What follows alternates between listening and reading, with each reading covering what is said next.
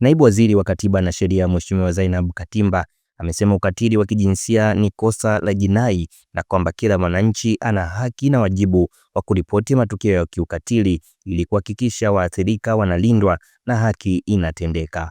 Mheshimiwa Katimba amesema hayo mkoani Singida wakati wa uzinduzi wa kliniki ya huduma ya msaada wa kisheria, hafla iliyoongozwa na Waziri wa Katiba na Sheria Mheshimiwa Dr. Juma Zuberi Homera. Amesema serikali imeweka mifumo mbalimbali ya kuripoti matukio ya kiukatili kurahisisha upatikanaji wa msaada kwa waathirika. Naibu Waziri Katimba ameongeza kuwa serikali imeanzisha namba maalum ya bure ya kutoa taarifa za ukatili wa kijinsia hususani kwa watoto ambayo ni 116 pamoja na nambari ya Wizara ya Kituo cha Huduma kwa Wateja 0262160360. Swala la ukatili wa kijinsia ni miongoni mwa changamoto kubwa ambazo zinaikabili jamii yetu. Na ukatili wa kijinsia hauathiri wanawake na watoto au tuseme wale waathirika binafsi wao wenyewe, lakini pia inagusa kwa kina haki za binadamu, usalama wa jamii na mustakabali wa taifa letu kwa ujumla. Kwa muktadha huo, ukatili wa kijinsia ni kitendo au vitendo vya unyanyasaji au mateso kinachofanywa dhidi ya mtu kwa misingi ya jinsia yake na husababisha madhara ya kimwili, kisaikolojia, kihisia, kijamii au kiuchumi.